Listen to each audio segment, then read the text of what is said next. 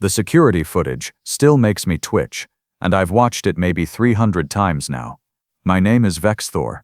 Yeah, I know, sounds like a knockoff energy drink, and I'm what you humans would call a criminal intelligence analyst for the Galactic Enforcement Bureau.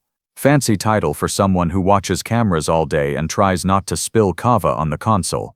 But that morning changed everything I thought I knew about apex predators. See, we had this contract killer, the Whisper of Velkara, real name Shreyan the Silent. She'd eliminated 47 high-profile targets across 9 systems without leaving so much as a thermal signature. Her species, the Velkara, evolved on a moon with 0.73 standard gravity and an atmosphere so thin you could practically see through it, made them fast, stupidly fast.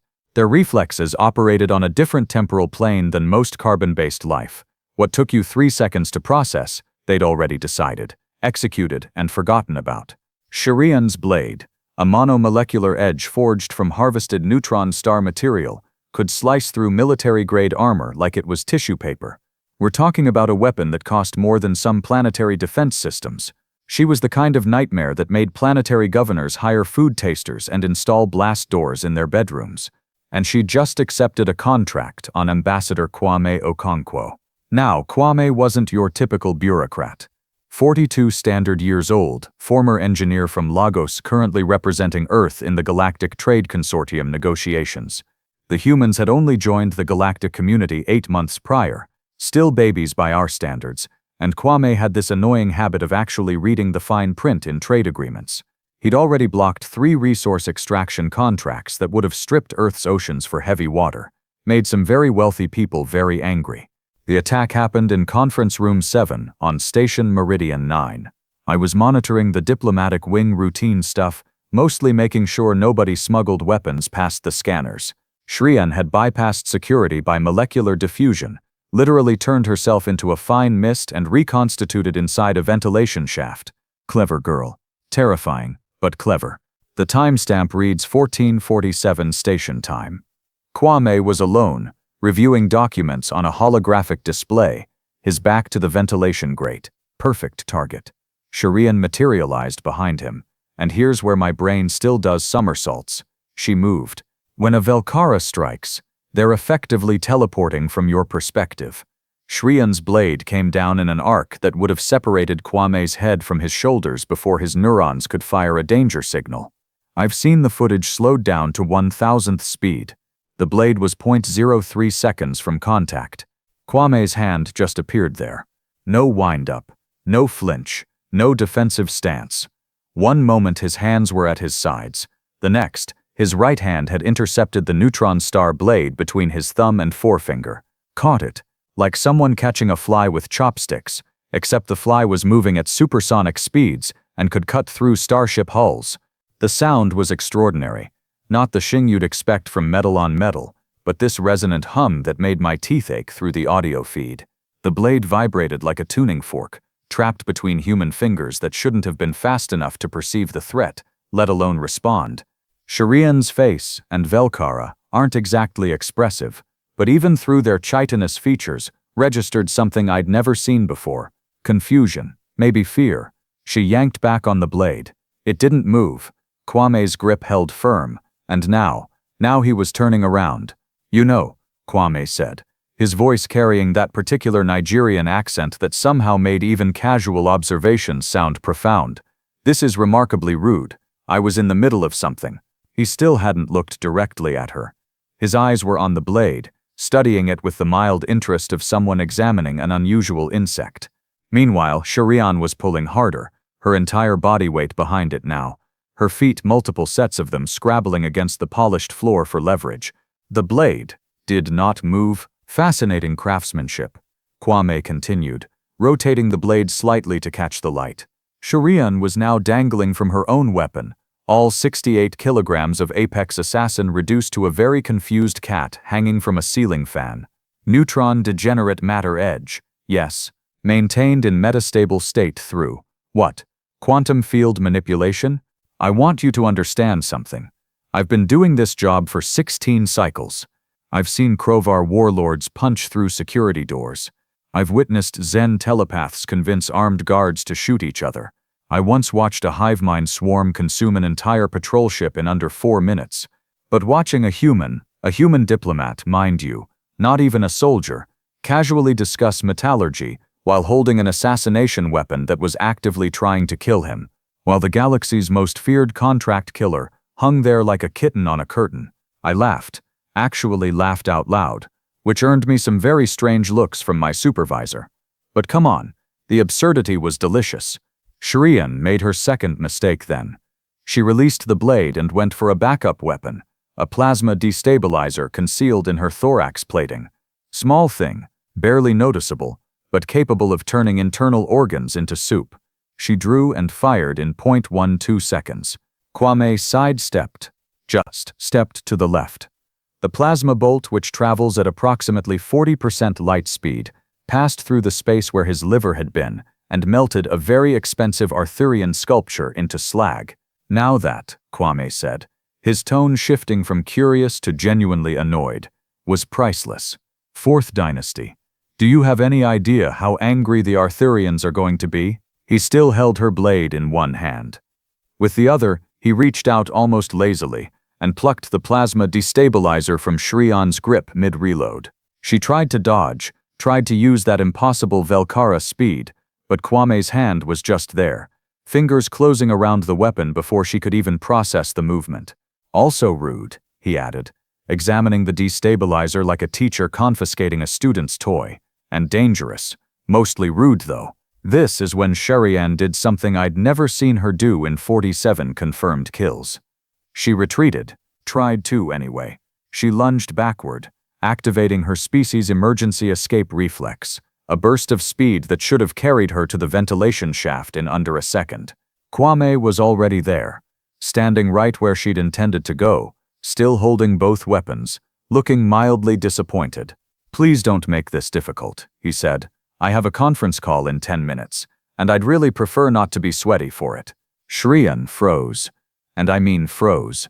Full prey state immobility, that usually only happened when Velkara encountered something so far above them in the food chain that their nervous systems just gave up. She was staring at Kwame, the way you'd stare at a supernova happening in your living room. I'm going to put these down, Kwame announced, placing both weapons carefully on the conference table. And then you're going to tell me who hired you. We'll have a civil conversation about proper dispute resolution protocols, and maybe I won't report this to Security Chief Tehran, who will absolutely feed you to his pet devastators. He waited. Shriyan didn't move. Couldn't move, probably. Or, Kwame continued, his voice dropping to something that made my survival instincts scream even through the camera feed. We can do this the complicated way. Your choice. I've studied predator species my entire career. I've researched hunting strategies, kill patterns, territorial behaviors. I thought I understood what made something dangerous. But watching Kwame, this diplomat who spent his days arguing about tariff regulations, transform into something that made the galaxy's deadliest assassin look like a frightened juvenile, that was when I started reading human files. The real ones, not the sanitized first contact reports. Did you know humans evolved as persistence hunters? That their ancestors would chase prey for days, literally days, until the animal collapsed from exhaustion? That they're one of the few species that can function in extreme temperature ranges? That they can suppress their body's own pain responses through sheer willpower?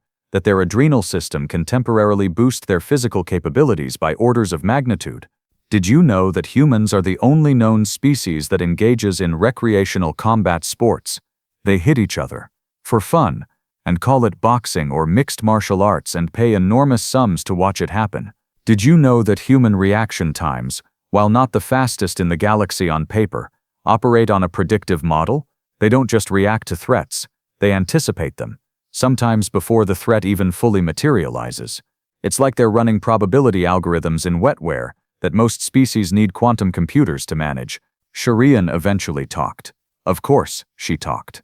She gave up her employer, a consortium board member with ties to illegal mining operations, and approximately 17 other pieces of classified information she'd been saving for emergencies. Kwame listened, thanked her politely, and called security. Chief Tehran arrived 7 minutes later with a full tactical team. They found Kwame back at his holographic display, calmly reviewing documents. Shryan was sitting on the floor, utterly compliant, looking like someone had just explained astrophysics to a particularly dim rock. Ambassador, Taran said. And Taran is a Marixian battlemaster. Okay, he's seen actual war. Are you injured?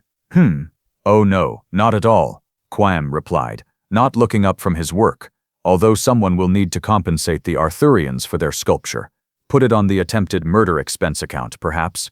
Tron's facial plates, which only flushed purple during extreme stress, were practically glowing. He was staring at Shryan's weapons on the table, then at Shryan, then at Kwame, clearly trying to solve an equation that didn't make sense. The blade. Tron started. Oh yes, remarkable piece. She tried to decapitate me with it. Kwame finally looked up, smiling pleasantly. I suggested we discuss our differences verbally instead. Much more productive, don't you think? The investigation took 3 days. 3 very uncomfortable days, where every intelligence agency in the Galactic Enforcement Bureau tried to figure out what the hell had just happened. Because here's the thing, nobody wanted to admit out loud. We had no idea humans could do that. The first contact reports described them as moderately durable, technologically adequate, diplomatically promising, moderately durable. That phrase still makes me want to throw something at the wall. We'd categorized them somewhere between the Plenari, who are basically sentient moss, and the Krovar, who are walking muscle towers but dumber than a bag of hammers. Turns out we'd missed a few details. Ambassador Kwame, naturally, declined to make a big deal out of the incident. He filed the required reports, attended his meetings, and continued negotiating trade agreements like nothing had happened. But word spreads fast on a station with 40,000 inhabitants representing 600 species. Within hours, everyone knew that the human had caught Shryan's blade barehanded. The conspiracy theories were immediate and hilarious. Some people insisted Kwame was actually a classified military operative disguised as a diplomat. Others claimed humans had developed personal shield technology they weren't sharing. My personal favorite was the theory that Earth was secretly a high-gravity death world, and humans were just pretending to be normal to avoid scaring everyone. Except, well, that last one wasn't entirely wrong. I did some digging. Real digging. The kind that gets you reprimands if you're not careful. I accessed Earth's actual planetary data, not the summary version in the diplomatic files. And oh boy, did that make for interesting reading. Earth's gravity? 1.0 standard, which sounds normal until you realize standard was calibrated based on Krovar homeworld measurements, because they were the first species we encountered with similar physics. Most civilized species evolved on worlds ranging from 0.6 to 0.9 standard. Humans grew up hauling around 40% more mass than the galactic average every single day of their lives. Their atmospheric pressure? Higher than 70% of known inhabited worlds. Oxygen content? Borderline toxic to most species. We literally have to dilute it in mixed species environments. Their star? A G-type main sequence that pumps out radiation levels requiring SPF 50 sunscreen. Whatever that means, just to prevent cellular damage during routine outdoor activity. And the real kicker? Earth is a Class 4 biological hazard zone. There are parasites that eat your brain, plants that cause agonizing death by touch, insects that can kill with a sting, bacteria that dissolve flesh, viruses that the list goes on for 300 pages. Humans evolved in an environment that was actively trying to murder them every single day, and they still somehow became the apex species. One report I found, buried deep in the xenobiology archives, noted that human children routinely survive falls and impacts that would hospitalize adult members of most other species. Their immune systems treat diseases that would be extinction-level events for other civilizations like minor inconveniences. They've been known to accidentally ingest poisons, shrug it off, and rate the experience on something called Yelp. But the really fun part, the part that made me understand what I'd witnessed in that conference room? Humans get bored. No, seriously. Their threat assessment systems are so finely calibrated for their nightmare death world that normal existence doesn't register as dangerous enough to maintain their attention. So they invented activities to fix this. They jump out of aircraft for recreation. They climb mountains that kill them. They surf inside tornadoes. Yes, really. I checked. They box, wrestle, practice something called parkour, where they throw themselves off buildings for style points. Their military training, which Ambassador Kwame had undergone during something called mandatory service in the Nigerian Armed Forces, includes conditioning to suppress pain, maintain function under extreme stress, and make split-second tactical decisions while being actively shot at. So when Shriyan attacked him, Kwame's brain didn't panic. It just processed. Threat detected. Optimal response calculated. Hand moved to intercept. Same way you or I might swat a slow-moving insect, except the insect was Galaxy's most feared assassin, and the swat was precise enough to catch a monomolecular blade. The official report listed the incident as attempted assassination. Suspect apprehended without casualty. Tron wanted to give Kwame a commendation. The human politely declined, saying he'd just been lucky and would prefer everyone forget about it. Everyone did not forget about it. 2 weeks later, I was monitoring the same diplomatic wing when 3 Zen negotiators tried to intimidate Kwame during trade discussions. The Zen are telepathic bullies. Basically, they read emotional states and exploit weaknesses. Works great on most species. They backed down in under 30 seconds. I watched one of them actually apologize. A Zen, apologizing, to a human. 1 month after that, Security Chief Tron requested Kwame's assistance in training exercises, specifically hand-to-hand combat protocols. The ambassador agreed, provided they kept it quiet. I may have accidentally on purpose left a camera running. Watching Taran again, Marixian Battlemaster, veteran of the Sector Wars, certified terrifying, gets systematically dismantled by a middle-aged diplomat who was simultaneously explaining optimal tariff structures for agricultural imports. Pure poetry. Taran landed on his back for the 5th time, his facial plates flushed so purple they were nearly black. "How?" he gasped. "You're not even enhanced. I scanned you. Standard human physiology." Kwame helped him up with a grin. "Standard is relative, my friend. On Earth, I was a decent athlete. Not exceptional. Definitely couldn't have gone professional. But decent."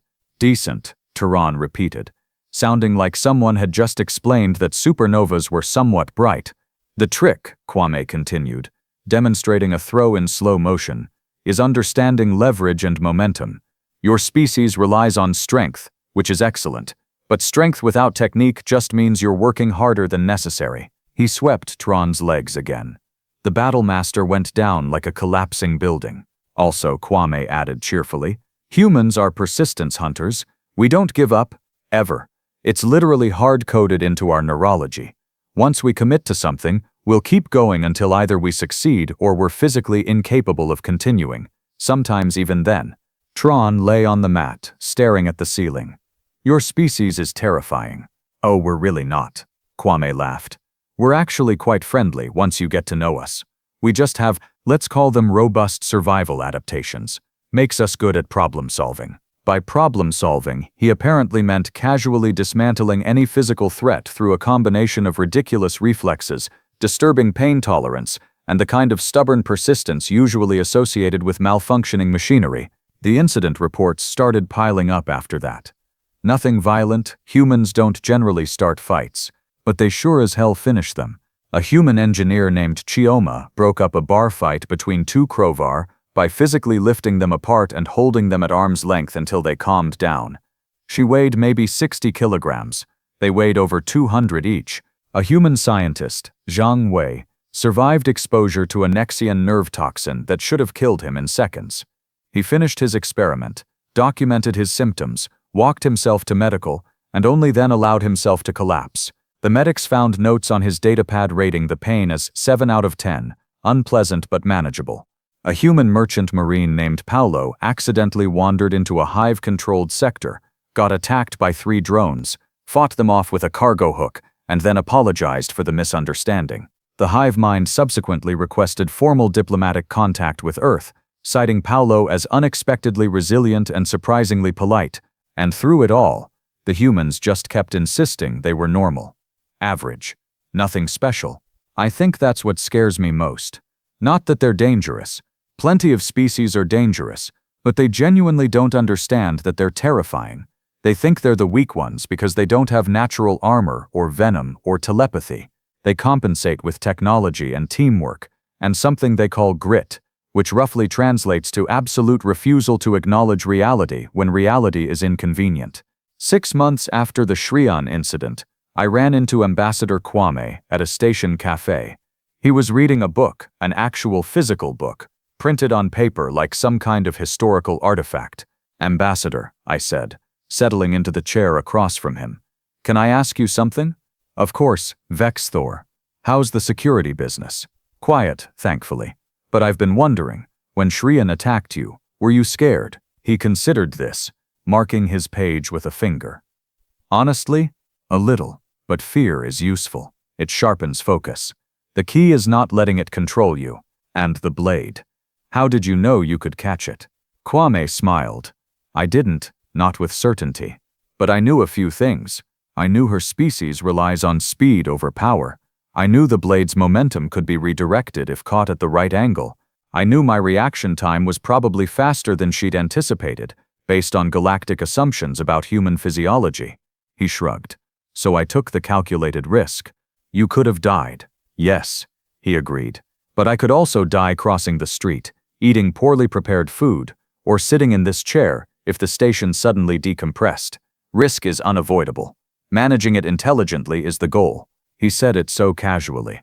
Like catching a supersonic assassination blade was just another item on a risk management checklist, somewhere between check expiration dates and look both ways before crossing. "Your species really is something else," I told him. "We're really not," he laughed. "We're just persistent problem solvers from a challenging environment. Give any species similar circumstances and they'd develop similar traits. But that's where he's wrong. We've analyzed hundreds of death worlds. None of them produced anything like humans. Most death world species evolved thick armor, environmental resistance, or rapid reproduction. Humans evolved brains that treat impossible problems like interesting puzzles, bodies that refuse to quit even when damaged, and social structures that turn individual resilience into collective terrifying effectiveness. The footage of Shriyan's attack gets shown in training now. Not as a cautionary tale, as an introduction to human capabilities. Every new security recruit watches Ambassador Kwame casually catch that blade, watches the galaxy's deadliest assassin dangle helplessly from her own weapon, and learns a very important lesson. Humans aren't the strongest species. They're not the fastest or the most durable. They don't have natural weapons or armor or telepathy. But they are absolutely, without question, not to be underestimated. And somewhere in the galaxy, Shriyan the Silent sits in a maximum security facility, probably still trying to figure out what the hell happened. She'll have a long time to think about it. Her sentence is 80 cycles. Me? I keep that footage saved. Sometimes, when I'm having a bad day, when the universe feels too big and complicated and dangerous, I watch it again. I watch a human diplomat catch an impossible blade with impossible speed and impossible calm, and I laugh. Because somewhere along the way we convinced ourselves we were the advanced ones, the sophisticated ones, the ones who'd figured out civilization. Then humanity showed up and politely reminded us that civilized and harmless are two very different things. Ambassador Kwame still works here, still negotiates trade agreements, still reads actual books in cafes, still smiles pleasantly while systematically dismantling arguments from species who think they can intimidate him. And every single person on this station, from the lowliest maintenance tech to the High Council members, knows one simple truth: don't mess with the humans. They'll be perfectly polite about it. They'll smile, they'll use proper diplomatic protocols, and then they'll catch your blade barehanded and ask if you'd like to discuss this over tea. Terrifying. Absolutely terrifying. And I wouldn't have it any other way.